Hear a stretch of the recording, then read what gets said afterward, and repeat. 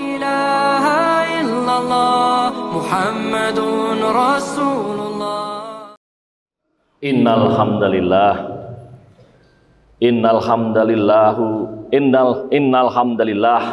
nahmaduhu wa nasta'inuhu wa nastaghfiruh wa na'udzu billahi min syururi anfusina wa min sayyiati a'malina may yahdihillahu fala mudhillalah wa may yudlil fala hadiyalah wa asyhadu an la ilaha illallah wahdahu la syarikalah wa asyhadu anna Muhammadan abduhu wa rasuluh. Ya ayyuhalladzina amanu taqullaha haqqa tuqatih wa la tamutunna illa wa antum muslimun. Amma ba'd, jamaah sidang Jumat rahimakumullah. Puji dan syukur marilah senantiasa kita panjatkan kepada Allah Subhanahu wa taala, karena hanya atas limpahan rahmat dan hidayahnya kita masih bisa menjalani kehidupan dan masih bisa menghadiri ibadah sholat Jumat pada hari ini. Semoga setiap langkah kita menghadiri ibadah hari ini dihitung dan diridhoi oleh Allah Subhanahu wa taala sebagai ibadah kepadanya. Jamaah sekalian rahimakumullah, di dalam sejumlah ayat di dalam Al-Qur'an, di antaranya adalah di dalam surat Al-Ikhlas ayat 2, Allah menegaskan a'udzubillahi minasyaitonirrajim, qul huwallahu ahad. Katakanlah, dialah Allah yang Maha Esa. Dalam surat yang lain, surat Al-Baqarah ayat 163, Allah menegaskan, wa ilahukum ilahu wahid la ilaha illa huwa la ilaha illa huwar rahmanur rahim. Dan Tuhanmu adalah Tuhan yang Maha Esa. Tidak ada Tuhan melainkan Dia. Tidak ada Tuhan melainkan Dia yang Maha Pemurah lagi Maha Penyayang. Di dalam surat Al-Anbiya ayat 25, Allah juga menegaskan, wa ma arsalna min qablika mir rasulin illa nuhi ilaihi annahu la ilaha illa ana fa'budun. Dan kami tidak mengutus seorang rasul pun sebelum kamu, melainkan kami wahyukan kepadanya bahwasanya tidak ada Tuhan yang berhak disembah melainkan Allah, maka sembahlah olehmu sekalian akan aku. Jamaah sekalian rahimakumullah, beberapa ayat yang tadi saya sebutkan adalah sebagian dari banyak ayat dalam Al-Quran yang menegaskan tentang prinsip-prinsip tauhid. Tauhid berasal dari bahasa Arab wahid yang berarti satu. Tauhid merujuk pada keyakinan tentang keesahan Tuhan, keesahan Allah, yang merupakan doktrin paling fundamental, dianggap sebagai aspek paling penting dalam ajaran agama kita. Karena itu, pintu masuk bagi seorang untuk dikatakan sebagai seorang muslim adalah bersyahadat, yang salah satu poinnya adalah penegasan tentang tauhid. Keyakinan tauhid ini bersifat aksiomatik, yang berarti tidak bisa dipertentangkan dan tidak memerlukan argumen. Terima atau tolak. Dan ketika kita menerimanya, maka kita tidak memerlukan argumen atasnya. Jamaah sekalian rahimakumullah, para ulama telah memberikan banyak penafsiran tentang konsep tauhid ini. Sekedar beri contoh, Imam Asy'ari yang hidup sekitar tahun 260, yang hidup sekitar tahun 260 sampai dengan 324 Hijriah, pernah menegaskan bahwa tauhid mencakup bukan hanya keesaan sifat Allah, namun juga atribut dan tindakannya. Bagi Imam Asy'ari, keesaan sifat tauhid menegaskan esensi Tuhan yang unik, tunggal dan tak tertandingi. Tuhan adalah realitas yang berbeda dan lebih unggul dari segala sesuatu lainnya. Keesaan atribut Tuhan menyatakan bahwa atribut Tuhan melekat pada esensinya, abadi dan tak diciptakan. Jamaah sekalian rahimakumullah, ulama lain sebagai contoh Ibnu Taimiyah yang hidup sekitar tahun 661 sampai dengan 728 Hijriah menegaskan bahwa tauhid memiliki beberapa dimensi. Di antaranya lah yang pertama, dimensi keyakinan bahwa hanya ada satu Tuhan, Allah saja, yang merupakan pencipta, pemberi rizki, pemberi segala sesuatu di alam semesta. Dia adalah Tuhan yang berkuasa atas ciptaannya, dan dengan kekuasaan dan otoritas penuh, dan kepadanya lah segala sesuatu adalah kepemilikannya dan akan kembali kepadanya. Dimensi yang kedua menurut Imam Ibnu Taimiyah adalah keyakinan bahwa hanya Allah yang layak untuk disembah dan segala bentuk pengabdian harus ditujukan kepadanya. Konsep tauhid ini menyangkal anggapan bahwa ada makhluk lain yang layak untuk disembah atau diberi pengabdian dalam bentuk apapun selain Allah. Dimensi ketiga, kata Ibnu Taimiyah, adalah dimensi keyakinan bahwa setiap nama dan atribut yang dihubungkan dengan Allah berbeda dan lebih unggul dari makhluk lain. Tidak ada dan tidak ada yang bisa disamakan dengannya. Dia tak tertandingi. Nama dan atribut Allah mutlak melebihi pemahaman manusia. Jamaah sekalian rahimakumullah. Cendekiawan Muslim kontemporer Maki dalam satu bukunya mengatakan bahwa tauhid ibarat akar dari sebuah pohon. Dan akar itu memainkan peran yang penting sebagai sumber pintu masuknya nutrisi-nutrisi iman di dalam Islam. Tauhid memberikan dasar bagi ihsan fi'al iman atau keunggulan dalam iman. Seperti akar yang menopang pohon, tauhid berperan dalam membentuk iman dan perilaku seseorang. Dari akar tauhid yang kuat, maka elemen-elemen lain dari Islam akan muncul seperti cabang dan daun pohon. Jamaah sekalian rahimakumullah, seorang sarjana muslim yang lain, Ismail Razi Al-Faruqi, dalam salah satu bukunya mengatakan bahwa tauhid bisa dipandang sebagai sebuah kekuatan pendorong yang membentuk kehidupan umat muslim dan hubungan mereka dengan dunia. Baginya, tauhid memberikan umat Islam tanggung jawab yang lengkap, bukan hanya dalam kaitan dengan ibadah kepada Allah, tetapi juga dalam membentuk tataran dunia Islam yang mendorong partisipasi publik aktif dan menghindari legalisme ekstrim, materialisme atau spiritualitas yang terisolasi dari ketuhanan. Jamaah sekalian rahimakumullah, tauhid bagi kita bertindak sebagai kekuatan panduan yang mengarahkan manusia untuk mengenali status mereka sebagai makhluk Allah dan peran penting mereka sebagai wakil Tuhan di muka bumi. Manusia sebagai wakil Tuhan di muka bumi menjalankan kekuasaan yang didelegasikan atas namanya. Tauhid menekankan hubungan yang tak terpisahkan antara urusan ketuhanan dengan urusan remeh-temeh sehari-hari kita, urusan kemanusiaan kita, dan sebagainya. Tauhid menekankan kesatuan antara yang spiritual dengan yang material, yang rohaniyah dengan yang jasmaniah. Sebagai makhluk Allah, manusia mewakili model sempurna dari ciptaan Allah. Mereka diciptakan dalam bentuk yang terbaik. Manusia memiliki tubuh fisik dan jiwa yang terikat secara terpisahkan sepanjang kehidupan mereka di dunia.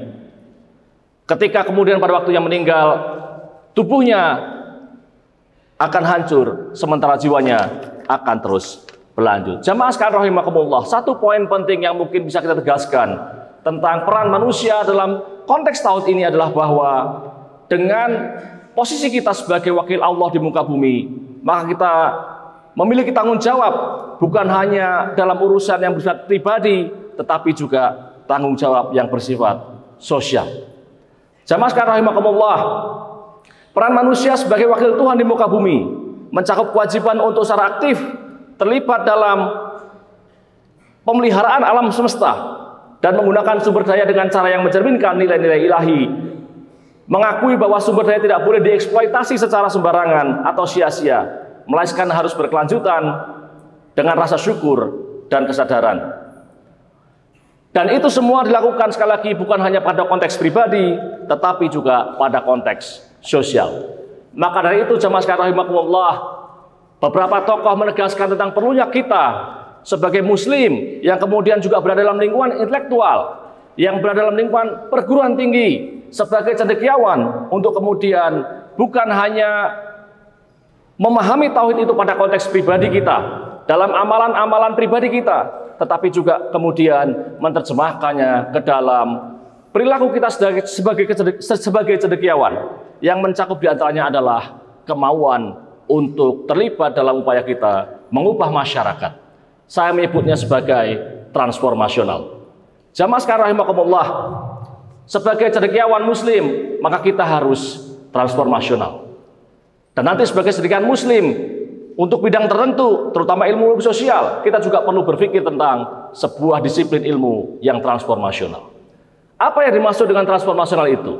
Yang saya maksud dengan transformasional adalah sebuah cara pandang di mana kita bisa menginspirasi siapapun yang belajar tentang itu untuk mau berubah.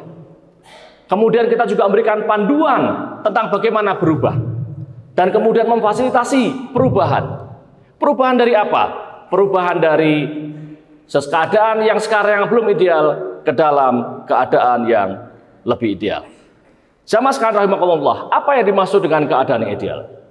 Keadaan ideal adalah keadaan di mana nilai-nilai Islam berlaku, diterapkan, dan kemudian kita dapat mewujudkan kesejahteraan sebagaimana diajarkan di dalam Islam.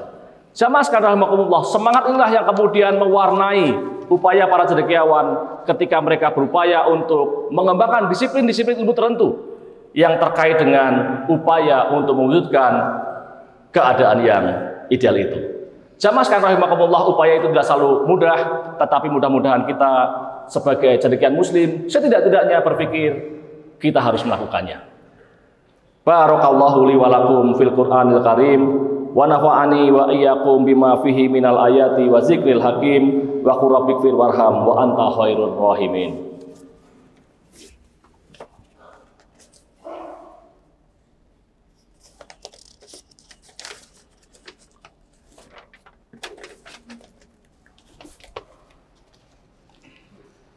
Innal hamdalillah nahmaduhu wa nasta'inuhu may yahdihillahu fala mudhillalah wa may yudlil fala hadiyalah wa asyhadu an la ilaha illallah wahdahu la syarikalah wa asyhadu anna muhammadan abduhu wa rasuluh.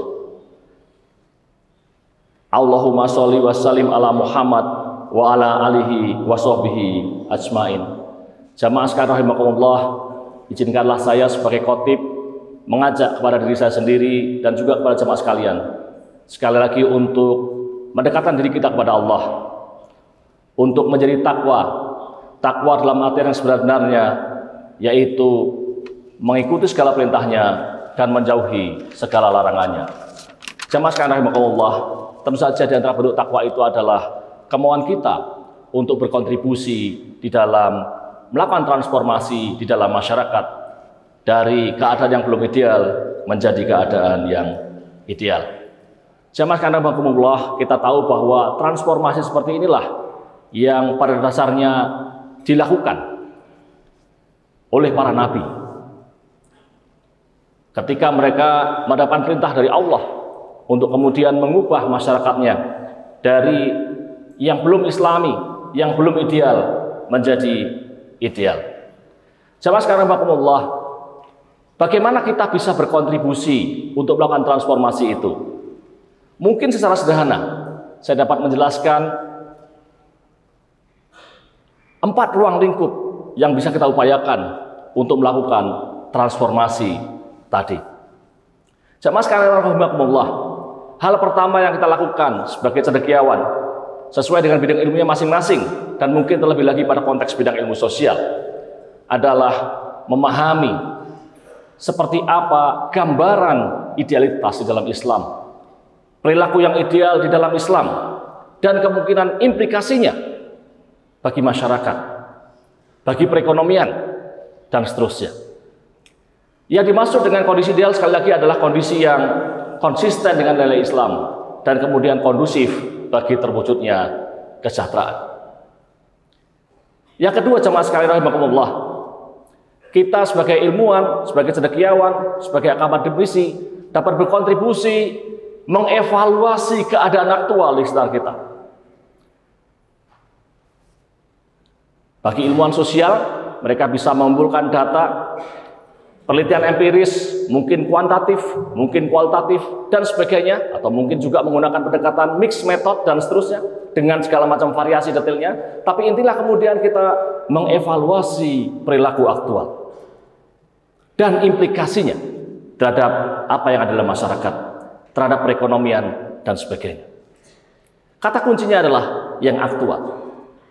Yang saya maksud dengan keadaan aktual adalah keadaan yang benar-benar terjadi. Apakah keadaan itu sesuai dengan ajaran Islam atau tidak? Apakah keadaan itu adalah keadaan yang Islami atau tidak? Apakah keadaan itu yang kita inginkan atau tidak? Apa adanya? Dan semakin kita bisa menangkap situasi apa adanya itu, semakin baik pada konteks ini. Yang ketiga, jamaah sekalian rahimakumullah, sesudah kita memahami yang ideal di dalam Islam dan kemudian memahami yang aktual terjadi di tengah masyarakat, maka hal ketiga yang bisa kita lakukan adalah membuat perbandingan yang objektif tentang apa yang terjadi secara aktual dengan idealitas dalam Islam. Dan kemudian ketika terdapat perbedaan antara yang aktual dengan yang ideal, maka kita bisa menjelaskan, mungkin dengan bidang ilmu kita, terutama ilmuwan sosial, mengapa terdapat perbedaan antara yang ideal dan yang aktual. Dari pertanyaan ini akan muncul mungkin banyak teori, banyak penjelasan dan sebagainya. Dan kemudian dari situ kita bisa melangkah kepada hal yang keempat, yaitu mengusulkan solusi, mengusulkan saran, kebijakan dan lain-lain yang bisa kita lakukan untuk mengubah yang aktual tadi, yang belum sesuai dengan ideal, supaya lebih dekat dengan yang ideal. Jamaah sekalian rahimakumullah, kerangka berpikir ini meskipun sederhana, insya Allah akan membantu kita untuk melakukan perubahan di masyarakat.